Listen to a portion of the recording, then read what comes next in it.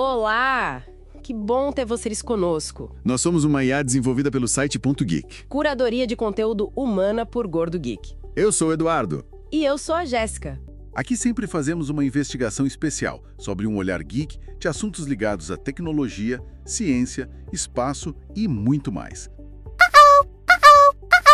E hoje a gente vai explorar um pouco a história desse pioneiro das mensagens instantâneas. O nome ICQ é curioso, vem de ICQ, né? Eu procuro você. Isso. Tudo começou lá em 96 com uma empresa israelense, a Mirabilis. 4 jovens, Yair Goldfinger, Arik Vard, Sef Vigser, Amnon Amir, numa garagem. Bem clássico de startup, né? E com uma ajuda financeira importante do Yossi Vard no começo. Desenvolveram super rápido, tipo, menos de 2 meses. Incrível! Sim, e as fontes que a gente olhou, elas cobrem bem essa trajetória toda. Desde essa criação meio quase improvisada, o crescimento absurdo, o auge e, claro, o declínio até agora. Então vamos lá, porque o crescimento foi uma coisa explosiva, né? Em 97, um ano depois, já tinham 1 milhão de usuários. 1 milhão. E em 98 pulou para 20 milhões. 20 milhões. E o pico mesmo foi em 2001, com impressionantes 100 milhões de contas. Era gigante para a época. Sem dúvida.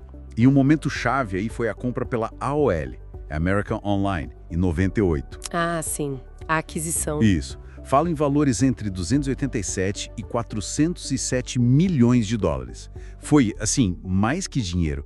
Foi a validação de que aquilo ali, mensagem instantânea, era um negócio bilionário. Um sinal para o Vale do Silício inteiro. E deu um gás enorme para a popularidade, né? Especialmente aqui no Brasil, virou febre. Virou febre total aqui. E o que conquistou tanta gente foram as funcionalidades. Muitas eram novidade, né? Com certeza. O IN, o número de identificação, cada um tinha o seu. Começou com poucos dígitos, depois foi aumentando. Exatamente. O WIN era a identidade ali. E junto vieram outras coisas que hoje a gente acha básico, mas na época... revolucionário. Tipo o quê? As mensagens offline. Poder mandar uma mensagem para alguém que não estava online e a pessoa receber depois. Nossa, verdade. Os status. Online, ausente, ocupado. Isso foi isso aqui que popularizou. Transferência de arquivo direto entre usuários. Chat em grupo. Tinha busca de usuários também, né? Por interesses. Busca avançada. E o histórico de conversas ficava salvo. Isso tudo era muito novo. E a interface? Aquela florzinha verde. Ícone. Da Mirabilis Jalapa. E os sons, claro, o urro, principalmente. Aqui no Brasil, o impacto cultural foi muito forte. Todo mundo perguntava, me passa o número do seu ICQ. Sim. E aquele jeito de escrever, misturando maiúsculas e minúsculas, virou moda por causa do ICQ.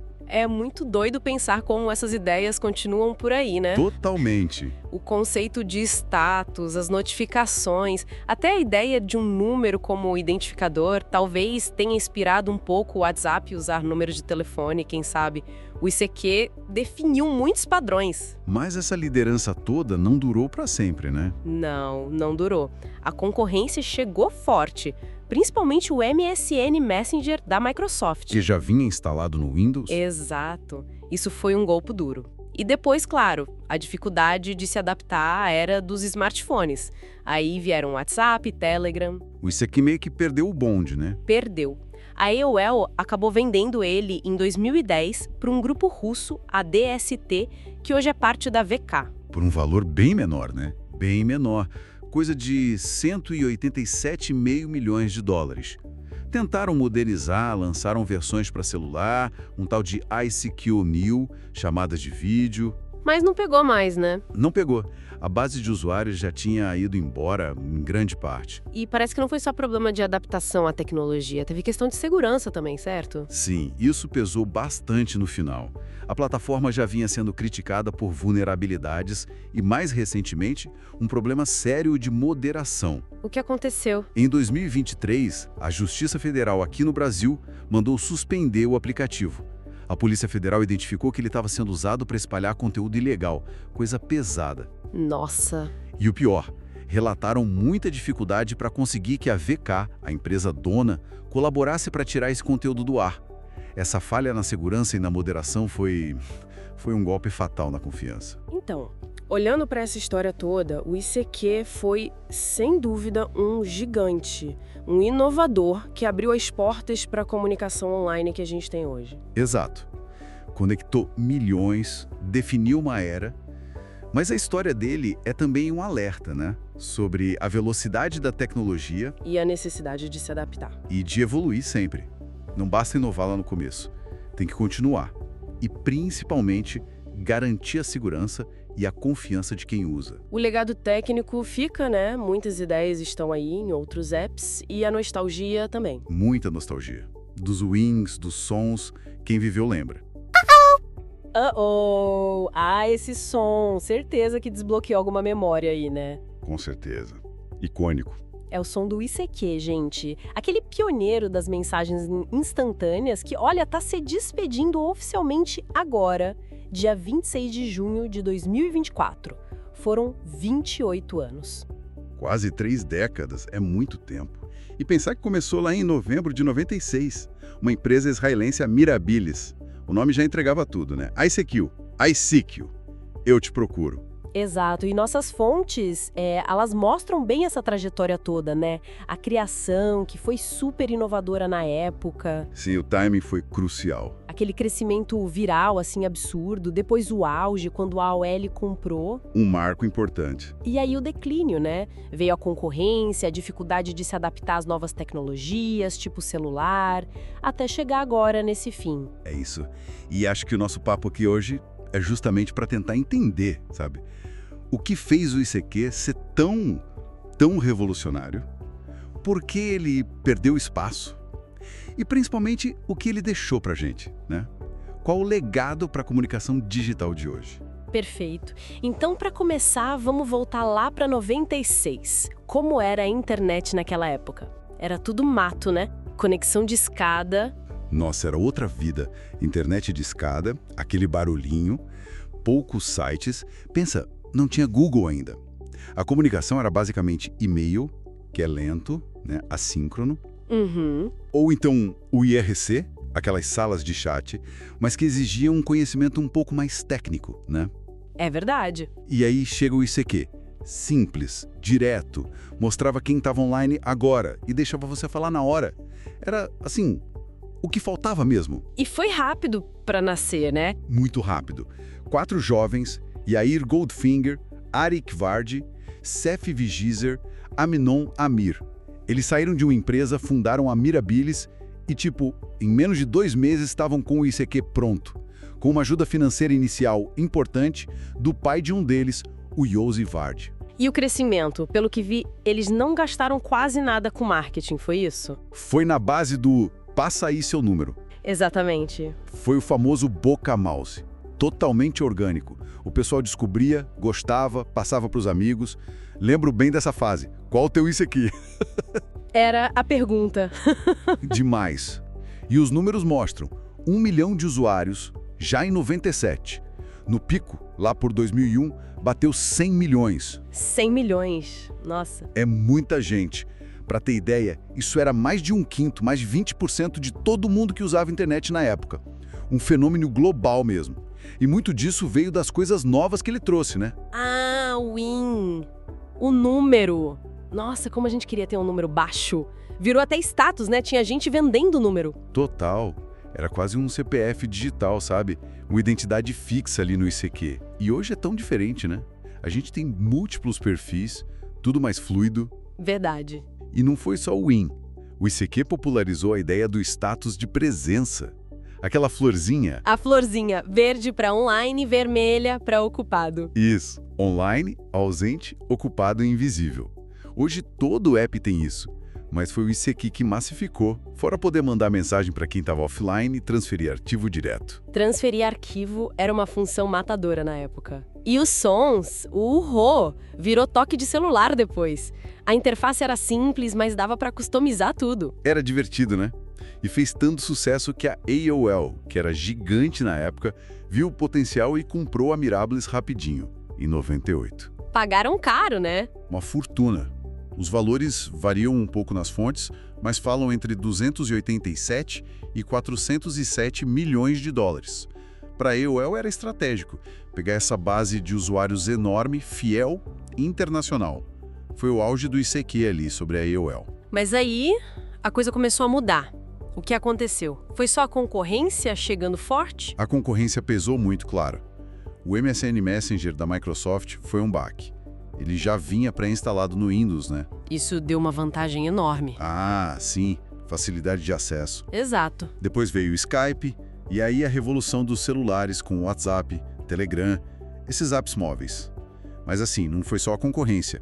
O ICQ também deu umas tropeçadas. Tipo o quê?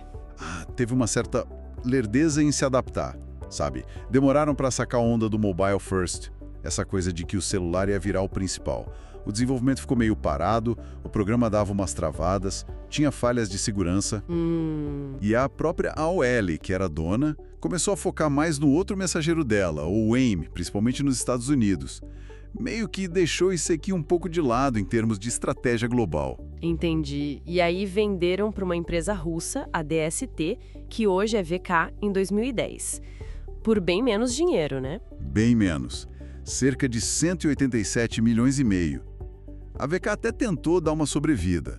Lançou o ICQ New, focou mais na Rússia, leste europeu, mas a relevância global já tinha ido embora, né? E essa fase final ainda teve uns problemas aqui no Brasil, né? Teve bloqueio. Teve sim, em 2023. Foi bloqueado temporariamente porque estavam usando para disseminar conteúdo ilegal e a empresa não respondeu às autoridades brasileiras. Complica um pouco o legado final, né? Uma pena mesmo essa parte. Mas olha, o impacto cultural, especialmente aqui no Brasil nos anos 90, começo dos 2000, foi gigante. Todo mundo usava, era forma de se conectar online. Sem dúvida, a nostalgia é forte. Os números Win, os sons, até aquele jeito de escrever, sabe? Misturando maiúscula e minúscula. Escrever assim. Clássico. Total. E o mais interessante é o legado técnico. Se a gente parar para pensar, quase tudo que a gente considera básico num app de mensagem hoje, lista de contato, saber quem está online, notificação, chat em grupo. O ICQ foi pioneiro ou ajudou a popularizar muito. Ele viu gigantes como o MSN, Yahoo Messenger, IM nascerem e morrerem.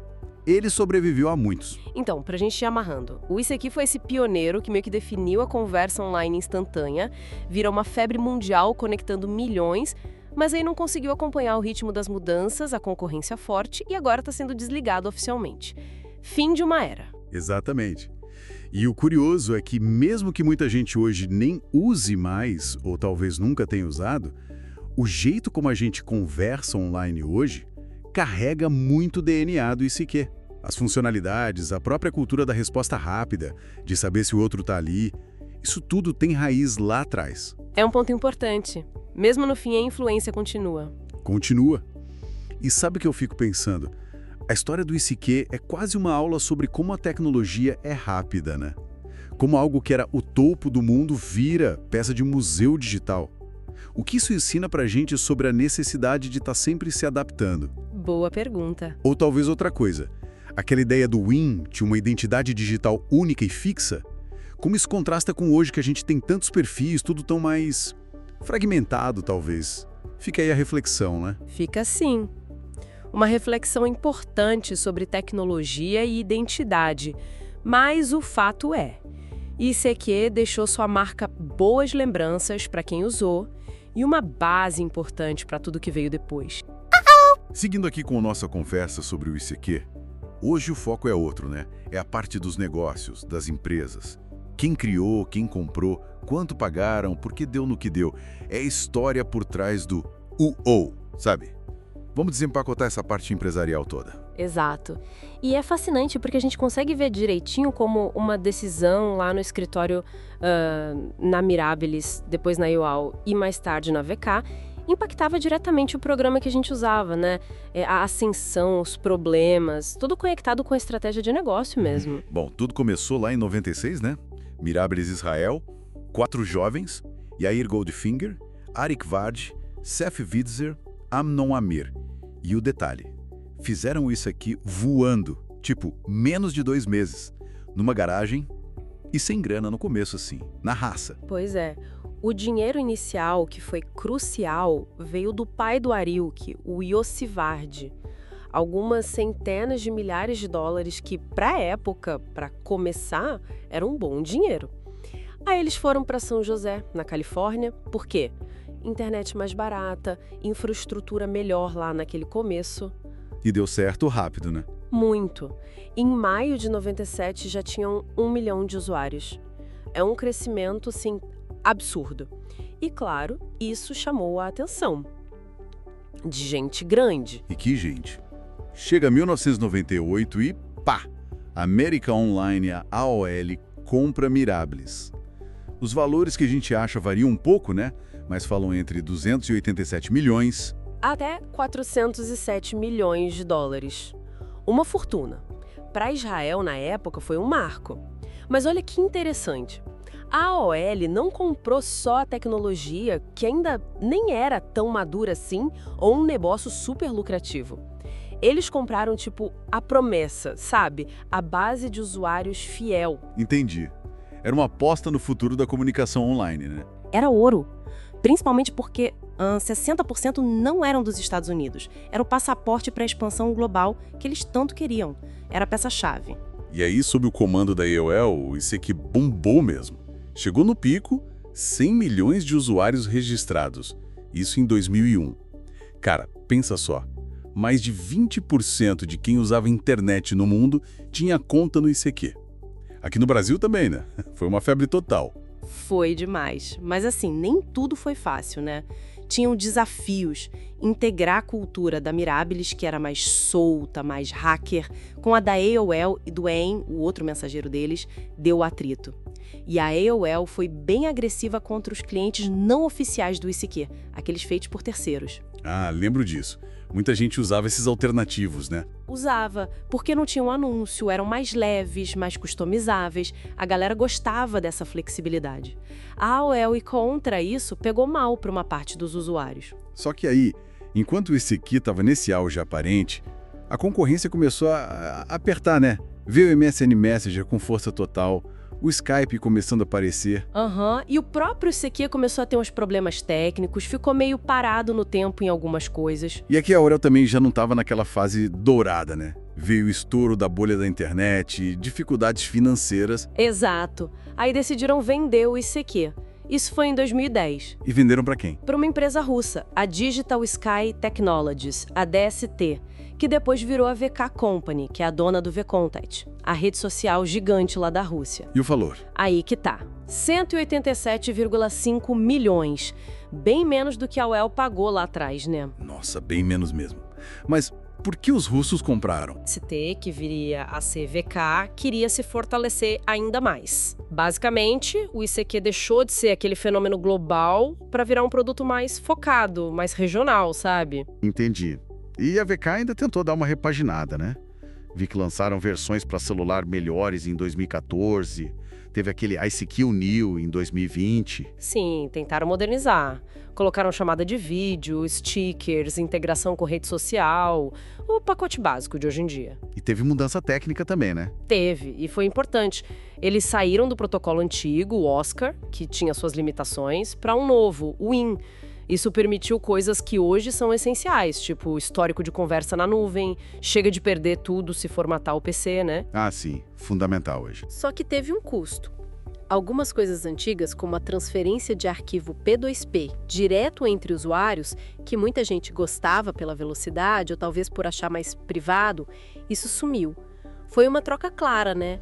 Modernizar significou abandonar algumas coisas do passado. E os números de usuários voltaram a crescer com isso? Olha, não como antes. Deram uma estabilizada ali por volta de 11 milhões de usuários ativos por mês, em 2015, e de novo perto disso em 2022. Uma base fiel, sem dúvida, mas pequena. Longe daquele pico de 100 milhões? Muito longe. Teve uns picos pequenos, tipo aqui no Brasil em 2014, acho que mais por nostalgia, e em 2021, quando deu aquele rolo com a privacidade do WhatsApp. Muita gente correu pro ICQ e pro Telegram, mas não durou. E aí chegamos numa parte bem complicada, né? Os últimos anos foram marcados por problemas sérios. Muito sérios, falhas de segurança e principalmente problemas graves de moderação de conteúdo. Investigações, inclusive aqui no Brasil pela Polícia Federal, mostraram que a plataforma estava sendo usada para coisas horríveis, como disseminação de pornografia infantil. Pesado. Pesadíssimo. E a resposta da VK foi considerada insuficiente. Isso levou à suspensão do ICQ aqui no Brasil pela Justiça Federal em 2023. É um ponto que levanta uma discussão enorme sobre a responsabilidade das plataformas, né? Com certeza. Então, olhando para essa trajetória toda, o que a gente tira disso? É uma montanha-russa total, né? Começa na garagem, vira negócio de centenas de milhões, passa por gigantes, muda de estratégia, sobrevive em alguns cantos do mundo enquanto some em outros, e no final essas controvérsias que mancham tudo e, bom, contribuem para o fim anunciado agora para 2024. Uma história bem de internet mesmo, volátil. Volátil. Exato. E o que fica para pensar, eu acho, é essa tensão que a história do ICQ mostra tão bem.